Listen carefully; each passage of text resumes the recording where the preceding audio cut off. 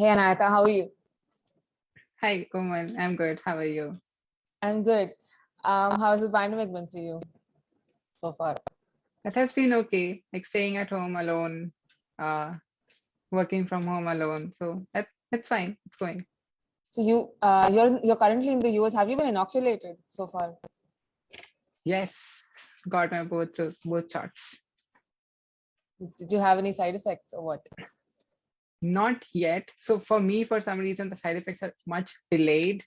I didn't have any for the first 2 days, but I'm expecting some over the next week. It was the same last time as well, so I'm not sure. Let's see how it goes. मुझे काफी relief होगा ना ऐसा getting your vaccination shots finally. यहाँ तो vaccines like है ही नहीं, थोड़ा सा shortage में अभी. I think situation Yeah, hopefully will get better soon in India. Okay, so can you briefly introduce yourself for our audience and then we can start with the conversation. sure. So I'm Anahita Chaudhary. I graduated from IIT Kharagpur in 2016 with a dual degree in aerospace engineering. Now I work as a data scientist in Chicago at a bank called Discover. So yeah, that has been me. While in college, I started a group called Amber. Okay. So that is an LGBTQ resource group for the campus. So the idea behind was to have something similar to Sathi as it was in Bombay. And yeah, it is doing pretty good so far.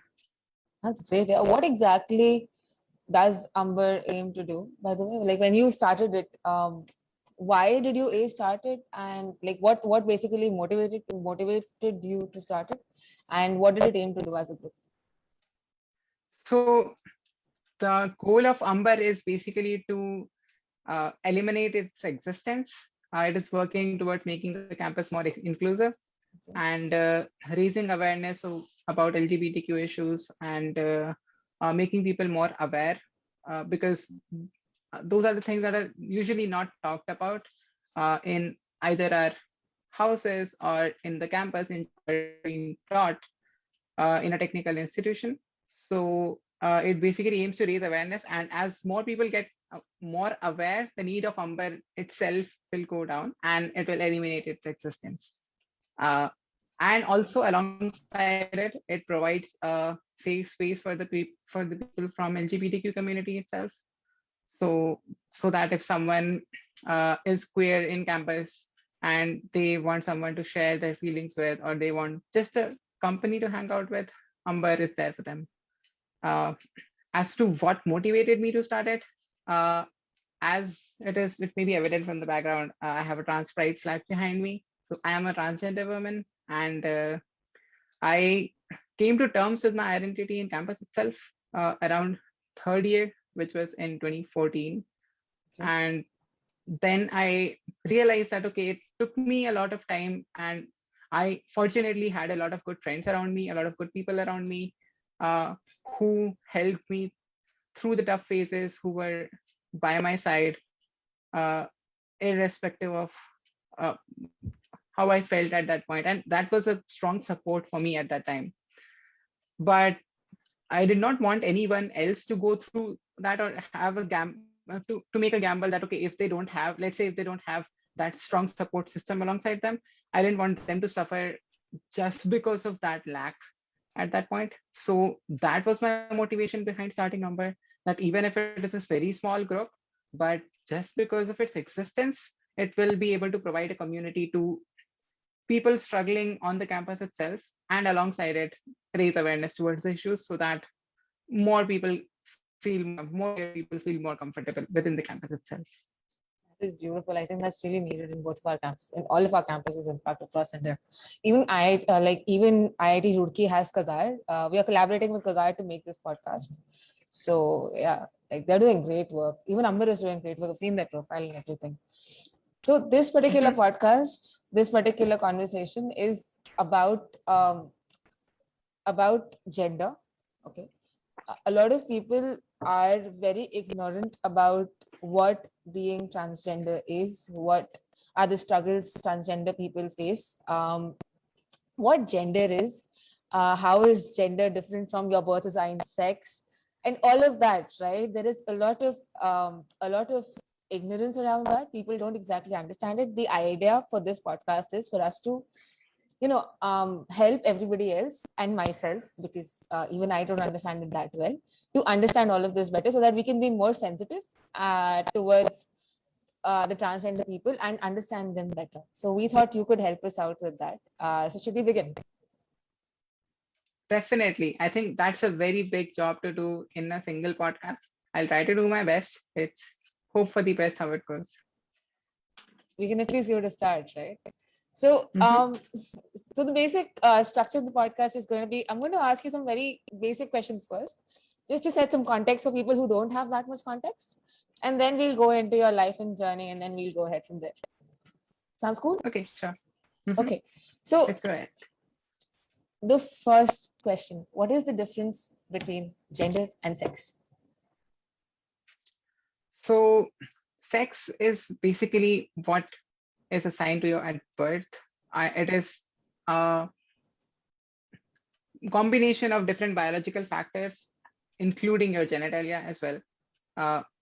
It is mostly understood as to be binary, but it is not so, because there can be different complications which can lead to someone being not assigned to one particular sex either. So basically, in general, when someone is born, we say like you have a boy or you have a girl, a boy is born or a girl is born. That is a very simplistic understanding of sex itself, because it is a little bit more complicated than that. And at times, people realize later on in their lives that, okay, what sex they were assigned at birth, it may not have been the correct one. Like there may be some nuances or some complications within the sex itself because of chromosomal variations or genital variations or a different sort of variations that happen to the embryo itself. So that is basically sex, which has a biological grounding to it. Gender, on the other hand, sorry, you want to say? No. You can go ahead. I'll say after that. Oh, okay. So gender, on the other hand, is more of a social thing. It is more how you perform a particular role that is assigned to you. So it has a more of a social context attached to it. It is, although there are some sexual characteristics or some roles that are assigned to a particular sex that play a role in how someone is perceived of a particular gender. For example, on an average, generally people assigned male at birth are bigger in size or are more muscular in nature, and people assigned female at birth are less muscular in nature on an average. Obviously, both of these two sexes, they are on a spectrum. So we cannot say that, okay, all men are more muscular than all women. That is not true. But in general, on an average, more men are more muscular in nature. So in general, they take more muscular tasks or more tasks which require a physical strength. Traditionally, is what you're saying. Traditionally, yeah. Okay. So over the course of human evolution or over the course of different societies as well, people assigned male at birth have taken more of a physical task. And are therefore expected to do so as well. Yeah, so that has been associated to their gender role as well. But alongside it, there are other different characteristics which are also associated to a particular gender role. That is the way a person dresses, the way a person behaves, or the way a person treats another person. For example, men are expected to be chivalrous. That is a gender role. It is not a sex characteristic. So we ask men to be chivalrous, but they don't have to be. Nature has not dictated them to be chivalrous. Or we ask women, we expect women to be docile, or we expect the society in general expects women to be not so outspoken or to stay at home, take care of their children. But it is a gender role that is assigned to a woman. It is not that a woman always needs to not speak for her rights, or she is the only one that has to take care of the children. It's a responsibility of both the sexes. Right. So that is a gender role that is assigned to a woman or a man. And there are a lot of different connotations attached to it. It does not have to be binary. Someone may not identify with the gender roles that they were assigned. And I think a lot of people would agree that not everyone is 100% masculine or 100% feminine. So women have masculine characteristics, of men have feminine characteristics, and so that way we cannot say that a gender role is strictly binary. It itself is spread across a spectrum, and people may identify somewhere within the spectrum or outside the spectrum or on the other side of the spectrum. So that is basically how nuanced it is, and it is very hard to explain it within 10 minutes or 5 minutes. So No, I there's a understand. deeper understanding than that. Okay, so now that you've explained the difference between sex and gender to us, what exactly does being transgender mean? What do you mean when you say a person? What does a person mean when they say that they are transgender? I know that it So, is. It means that say for example, someone is male assigned at birth, but they identify as a woman, gender wise. That is the basic that I think most of us know. Just wanted a quick deeper insight into what that means, so that we can understand and maybe empathize better. yeah, so transgender is basically an umbrella term that not only encompasses people who uh, identify with the other side of the spectrum, like I said earlier. So if someone is born a man and you said that they identify as a woman, they know that they are a woman, or the other way around, someone is born assigned female at birth, but they know that they are a man. So that is someone who identifies with the other side of the binary. So in traditional understanding or in wider understanding, people call them as transgender, but it is not only those people. People may identify outside that binary as well. Some people may not identify with any gender at all.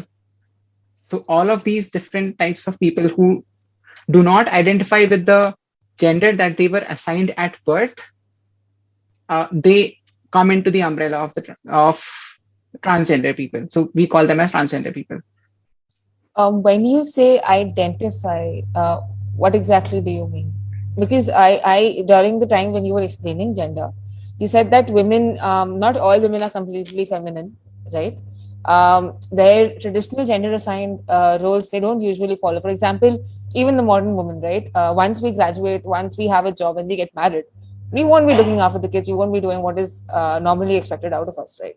We'll expect the man to do that too. But as far as I've understood so far, that is not identifying with your gender, right? So what do you mean when you say they don't identify with a particular gender? Just for clarity. That is a complicated question in my opinion. I am not sure if we can define what exactly identification means. It is a very innate understanding of your own gender. Okay. So for me, for example, I was assigned male at birth, but I identified with a woman, or my innate identity of myself was of a woman. Okay. I cannot pinpoint exactly how it came out to be or why it was the way it was, but it is how it is. Like why someone would not identify or how someone identifies as the other spectrum, I am not exactly sure why that happens. Maybe when we talk about your life in general and how you discovered it, we'll get a better understanding. It's okay. We'll do it in. Let's see. Hopefully. Okay. So, what is the difference between transgender and transsex? Are they the same thing? I think you mean transsexual. Transsexual, sorry. Yes, transsexual. Okay. So transsexual is an older terminology. It was used initially to define people who decided to undergo medical transition, and decided to change their secondary sexual characteristics of their physical appearance in order to align their body with their innate understanding of their own gender. It has no, I mean, it was used in the early 90s, and it is not being used anymore. Okay. Some people may call it problematic, some people may not. So there is still a debate about it. We use the term transgender because it's an umbrella term now. Okay. Which is a better term to use in general, I think. Got it. So now that we've set some context, we can, I think, get into the main discussion, right? Um, how did you? What was your process of discovery like? How did you discover that you identified as a woman? Like from your childhood on, like what were the things that happened during your childhood that eventually led you to discover and to understand in your college life that you identify as a woman, even though you're male assigned at birth? Yeah, so it was not like a eureka moment as such that, okay, a light bulb went off and I said that, okay, I'm a woman now. So Okay. it was not like that. Uh, it was a very slow process of questioning myself over a long period of time, doubting myself over a long period of time. Uh, it started mostly when I was a very young kid. Uh, so when you're very young, you don't really understand these different gender norms which are around you, and you just go by what you feel is like what feels good. I liked applying nail paint. I like playing cricket as well when I was a little kid. Uh, I like playing with girls as well as with boys, uh, depending on whoever was available. It was not like a preference as such. Definitely. And so it was not like, okay, I always like playing with girls or I always liked playing with dolls and I hated everything masculine. It was not like that. Uh, but as I grew up, I realized that uh, what was okay earlier when I was a kid was not okay anymore. So uh, putting makeup or doing something which was stereotypically feminine was looked down upon essentially when I was like about 10 years old or 8 years old. So then I started realizing that, okay, the society doesn't see me as that. There is some incongruence going on. And I realized that, okay, this is because I am considered as a boy by everyone. And that is why they expect me to do that. And I did not understand that initially. And I always thought that I'll grow up to be a woman for some reason. Like I never thought that I would experience male puberty or I would have a beard or have a male body when I grow up. I don't know why that was. Like it is a clear path. I could see, but I at that point I could not see. It was when I started going through puberty, then I realized that how tough it was, and I almost closed up on myself. I hated my body. I hated myself. I shut down on expression almost completely. I I did not express at all. I enjoy things as much as like people expected me to do.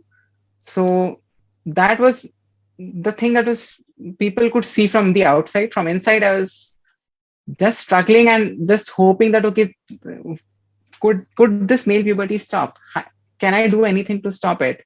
And at that point, when I was in class 12th, around that time, I did not even know that if what I was feeling was right, if I was the only one. I ever thought that it was the wrong thing to feel, and I tried to correct myself through different means, which did not help. So that was a slight bit struggle that I faced during my teenage years. Only when I came to KGP that I realized that, okay, I'm not alone. There are some other people like me too. But still, I did not know anyone in college or within my known circles who was transgender. The only trans people I saw were Hijra people in trains. I knew that, okay, I have something in common with them, but I still was too far away from them. I mean, I was in a college, I was in an educational institution. I did not see myself uh, in their position, but I empathized with them. I knew that, okay, I have something in common with them, but I did not see any Hijra person or any trans person essentially where I was heading towards. So in a way, I was thinking that, okay, I will end up uh, begging in trains, or I will be shunned by the society, which is one of the reasons I closed upon myself earlier during my teenage years. It was only during my college years that I started researching over it, that I started talking more with my campus counselor over it, that I realized that, okay, it is not a, first of all, not a disorder, not a disease. I'm not wrong in thinking that way. There are more people out there in the world like me, and transitioning is possible. Right. And I can lead a regular, ordinary life as a professional, or j- as ordinary as my other people, or my other uh, people around me were thinking.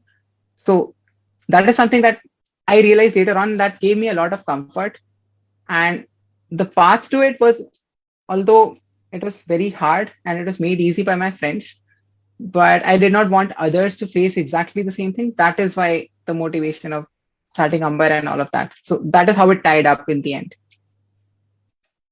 Okay, so once, like you said, right, once you realize that you are, you identify as a woman, how did you, A, muster the courage to, and B, come out to your friends? Like, what was their reaction? And this is being asked so that if there is anybody else out there, they know that this is possible. They know that somebody else has come out to people, to friends first, and they know what kind of reaction to expect.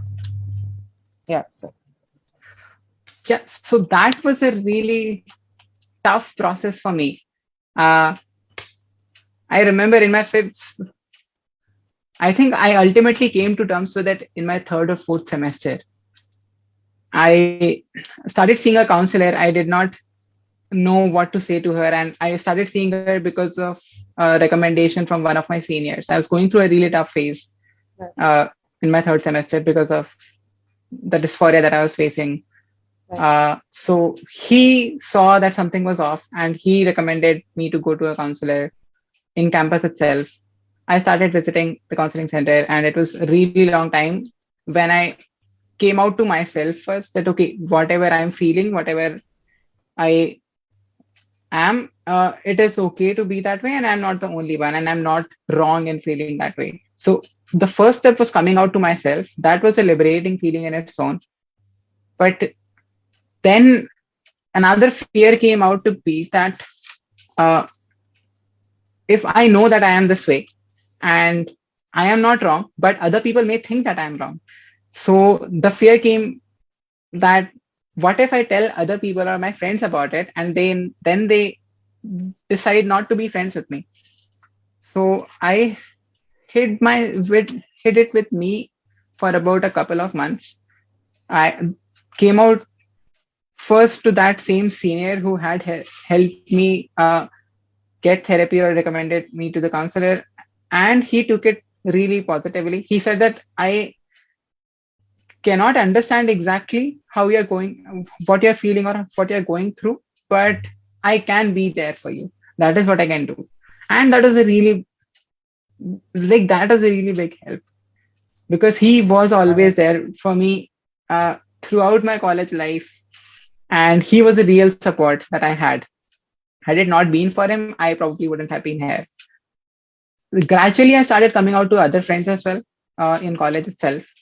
Uh, just because I felt comfortable with them. It was not like, okay, I am this person now and change all the pronouns or everything. It was very gradual process. I still wasn't sure if it was okay to come out to everyone altogether. So I only came out to a very small circle of friends, which are very close to me.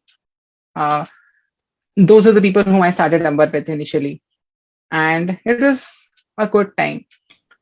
After that, I started transition, and I gradually came out to more people.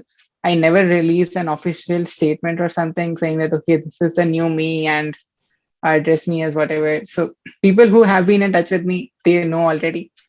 Right. People who weren't in touch with me earlier, if they decide to get in touch with me, I hope they appreciate it, or I hope they adjust with the new terminology or my new name or new terms. But other than that, I think it was a gradual journey. Fortunately, I did not encounter any backlash from any of the friends. They were all supportive, even though they had questions, but they were coming from a well-meaning perspective. So yeah, it was a good experience, but it was a very slow process. Must have been scary too, in the beginning at least. Definitely. Like the thought of losing your friends just because you're being authentic to yourself, that itself scared me for a long time. And that is why for the people who were closest to me,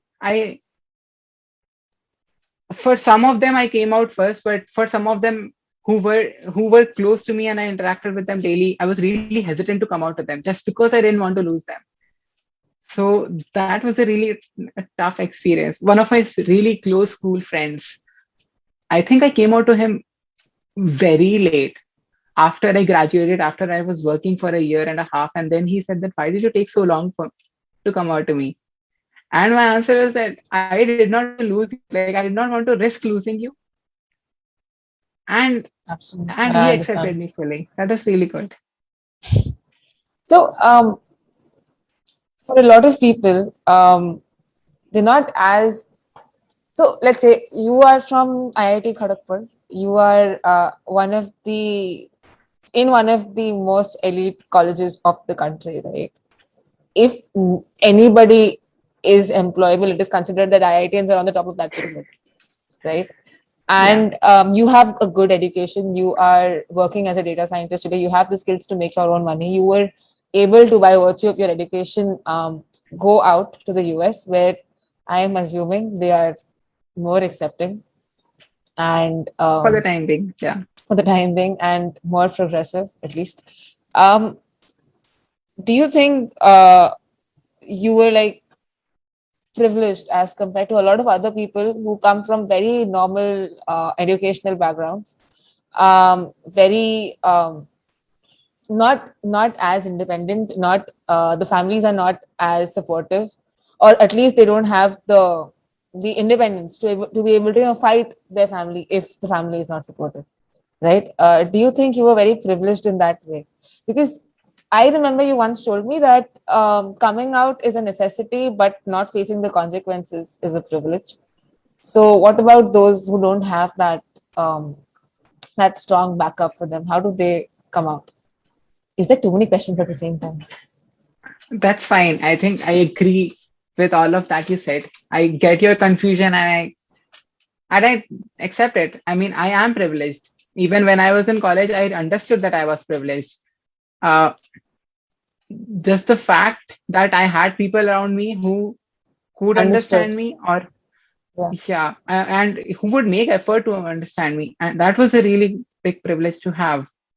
And when I was graduating from college, I I mean, when I was looking for jobs, I knew that with the skills that I had, I would probably be able to get a well-paying job, decent job.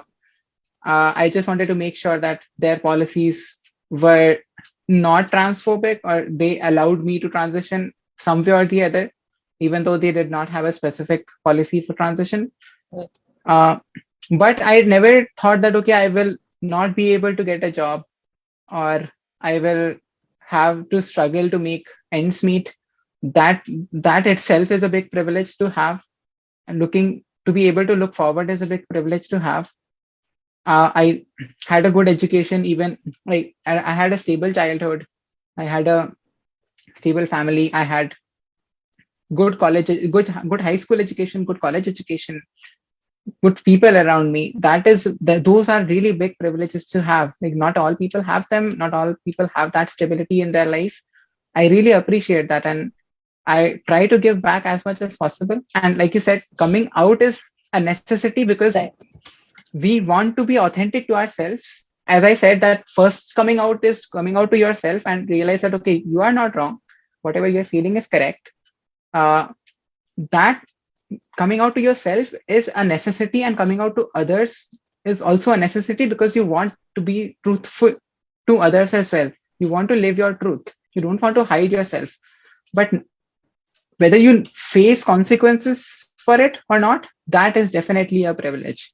Because with that privilege, you can avoid the consequences if they occur. That is why we look up. I mean, people who do not use that privilege for good, we sometimes look down upon that. That okay, you could avoid the consequences, but still you did chose to uh, not use the privilege for good. So that is a tough question to answer in that way. But yeah, I definitely I try to give back as much as possible. The Humble idea was a of the small step. question was not to shame you for your privilege.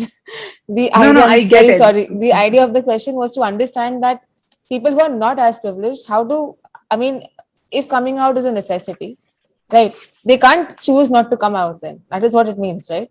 They cannot choose ki Yeah, nahi, agar main, if I come out, I will be thrown out of my house. That is the truth, agreed, right? But they can't agreed. So choose to do that. It was just me trying to shed light on that fact कि इतना ज़्यादा I important agree. होता है coming out कि you cannot choose not to do it. So I just wanted you to elaborate on that. Probably my wording of the question was not correct. No, that's fine. I have people. I have a friend.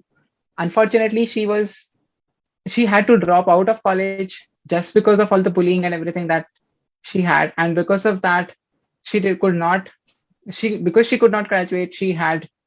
Uh, she did not have education. She had to look for employment in different areas, uh, which I mean, as a high school graduate or as a class 12th graduate without a graduate degree, there are only so many options that you can look for, and they're not too well-paying options. You'll have to struggle to make your ends meet. And I really empathize with that friend. Uh, I'm still in touch with her, and I have the way I have seen her. I mean, because of that experience, I even feel further humbled that okay, if I am not able to use my privilege for good, it doesn't matter at all. I have a lot of friends who do not have a supportive family. I'm not sure about that for myself as well at that point, but who have a transphobic family. So they are even more afraid within their family or coming out to their family. So that again is a good privilege to have, combined with if you do not have a supportive family, if you do not have a job, if you are not able to look after yourself, all of them combined, they push you down even further, and that can lead to a lot of mental distress, a lot of depression that can Yes. arise because of it. And that is basically, I mean, that leads to bigger problems. So with this privilege, you can avoid most of it. And yeah, I don't know what to say more. But Like, on the surface of it, it's such a simple problem, right? It's just people who need to understand that other people have the right to live the way they want to. All of this can be avoided if people just yes, simply understand that the other person owns his or her own life and they can just do whatever the heck they want to. You keep your head in your own work. It's a very simple yeah, problem on the surface. it But does that not have to be a privilege to avoid the consequences, but unfortunately, it is at the moment. okay. Let's come to your life as a trans woman, right? Even in the United States, what are the challenges you face on a day-to-day basis? For example, I know that your name Anahita is not your legal name yet. So are there problems because of that, or any other challenges that you face? I know in India it will be way more. You can also highlight that if you know what the challenges for India are. So if you could shed some light on that, that would be great. Yeah, so I moved to US uh, 2 years after I started my job. I kind of started my social transition or something like that. I did not start my medical transition at that point. But still, it was not that easy in India living as a queer person or an out queer person, visibly queer person, because there are so many confusions and everything. So life as a trans woman in US is definitely much more comfortable than it was in India, because US is, I would say, half a century ahead in those struggles Fair enough. from India. Because Yes. uh, had I been a visibly queer person 50 years ago, even in the US, I would have been bashed for it, or I don't know how would have if I would have survived that. But the the country itself has come through a lot in these 50 years, and the acceptance because of that reason has increased a lot. So it is much more easy for me to exist here. First of all, because I can transition and no one cares too much about it. Second, as you said, that my legal name does not mean anything to them. So, because I am a foreigner for them, so my legal name is just another foreigner name. That they cannot And associate with the male or a female gender. yeah, so that is, yeah. So even if I have to show my ID or anything, it is still okay. In India, even though I could still pass as a woman. That again is a privilege, passing as the other gender that you identify as, just so that you are not clocked every time or you're not harassed every time in your daily life. That How is that a itself is a privilege? big privilege. So, for example, if you see a visibly queer, you would get harassed just for being queer because people cannot identify uh, which tiny box that they fit in. Metro lines, for example, or security lines, uh, any gendered space, they would get harassed at. If you go to a male restroom, you would get harassed. If you go to a female restroom, you would get harassed. For a visibly queer person, it is very difficult for that way. So if you pass for the gender that you identify as, all those struggles complete. You don't have to think about those. So you can, till the point you don't have to show your legal documents, you can stay under that radar and exist without causing too much trouble, neither to yourself or not to others, which it should not be the same thing. Like, if society started accepting, it wouldn't matter, but it's not the way right now. So for now, it is easier existing in the US than in India. For some reason in India, politicians are making it a bit even worse with the trans bill that came last year and the rules associated with it. So had I been in India, it would have been tougher for me. Uh, Renting a house, I wouldn't imagine. Like, landlords have so much restrictions in India, like whom you can call or who visits your apartment, how many people are living with you. You cannot live in a relationship. All of these scrutiny, when they are happening for cis people or straight people, uh, I can't imagine. I mean, I would have had to go through those struggles. I'm sure I would have found a way around it, but I avoided those struggles when I moved to the US. So it is basically it is challenging uh, more in India to live as a queer person than in the US at the moment. Right. So, talking about transitioning, what does it exactly mean to transition? You said social. You mentioned social transitioning. You mentioned medical transitioning, right? You've also mentioned something called spectrum, which we hear a lot, but don't truly understand. And with the research that I have done, with the little I have been able to understand on my own, I know that not everybody chooses or wants to transition completely to the other side. Sometimes people just want to change certain things about them, and that is what makes them comfortable in their own body. So, can you explain these three things to us, like these two things to us, transitioning and spectrum, basically? Yeah, so you answered part of the question there. Uh, it is a spectrum, first of all, and some people do not want to transition towards the other end of the spectrum completely. As I said, being trans is basically not identifying as the gender that was assigned to you at birth. So if you don't identify as that, and if you identify anywhere along the spectrum and you make efforts, or if you want to change something, or if you want to get more comfortable with yourself so that your identity is reflected in the best possible manner, that is basically transitioning. It may involve some medical procedure, it may involve some social procedure, it may involve asking people to refer you by different names or pronouns, or it may involve, yeah, taking hormones or altering your physical characteristics. So it is a very personal thing for a person. Right. However, they feel more comfortable aligning their uh, innate gender identity with themselves. That is basically transitioning for them.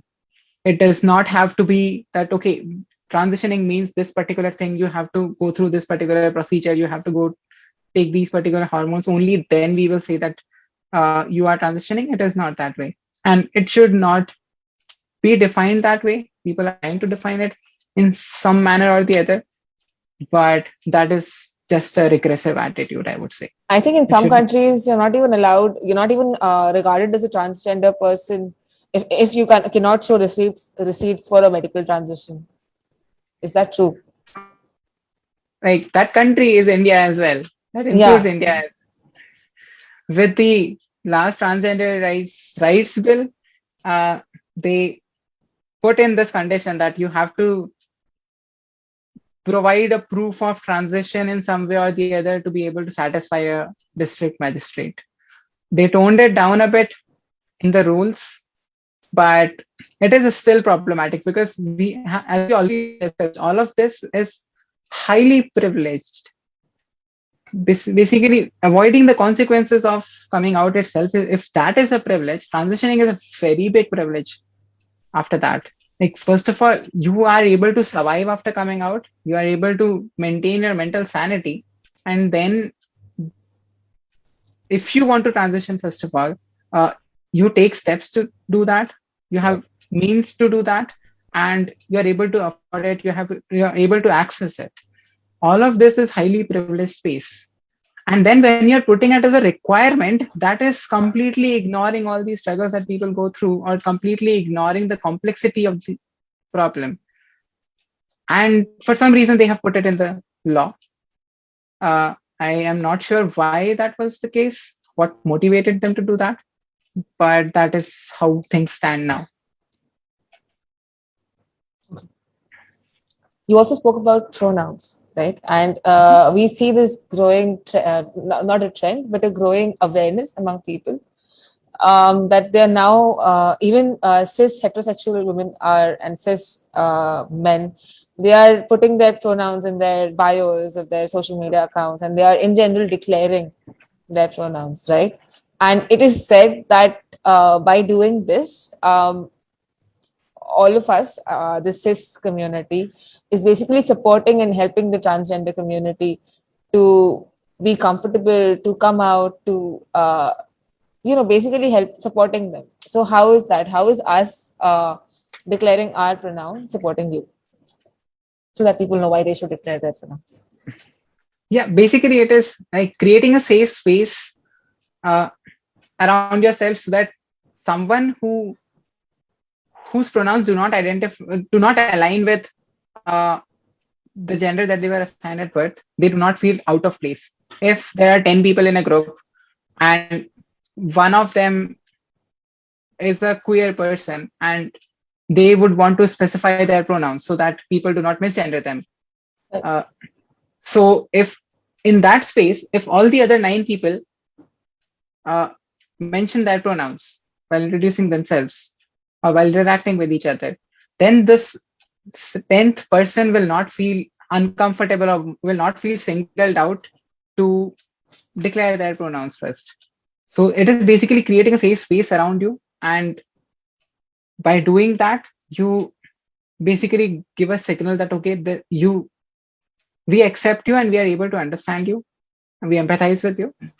And you can declare your pronouns here. We will not misgender you as well. We will respect whatever pronouns you wish to use. So that's a good way to do it.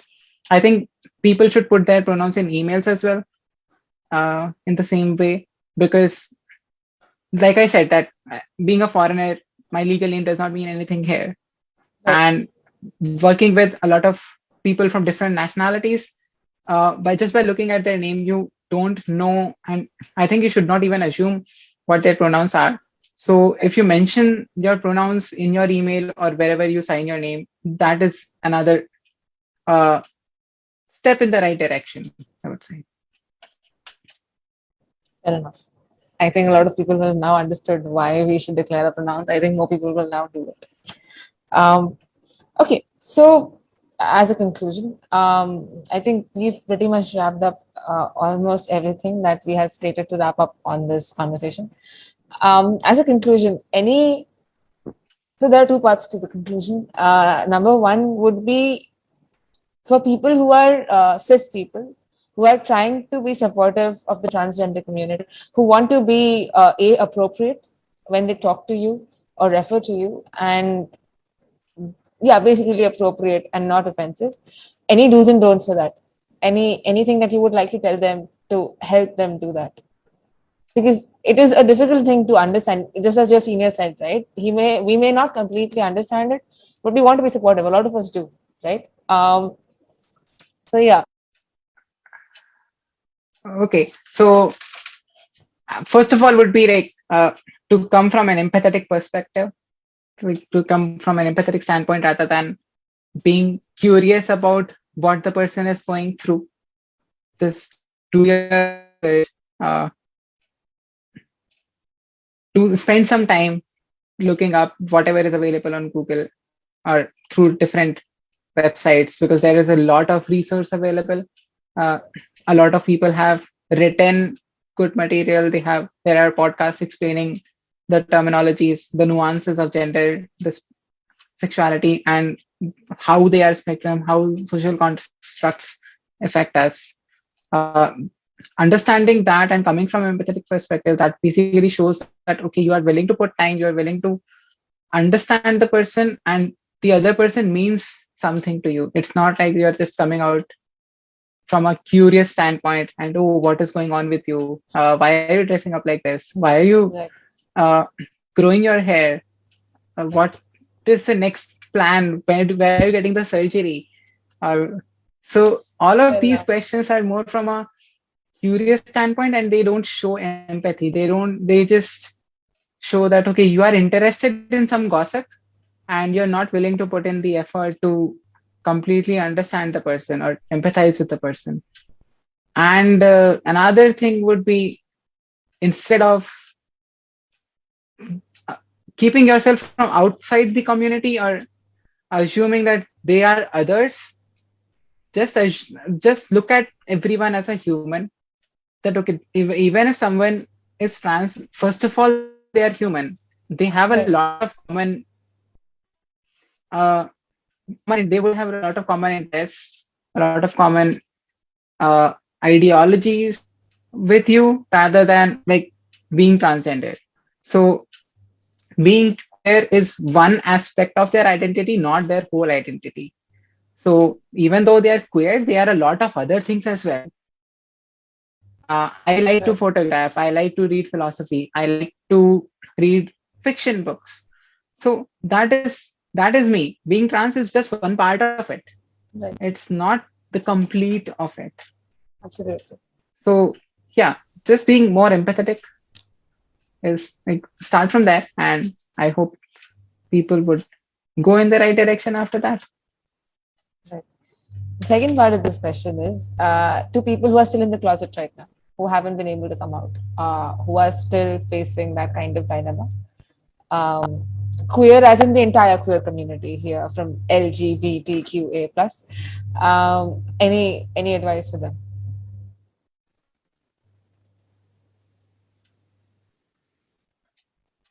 I I don't know if I would my words would help, but it's just that just don't give up.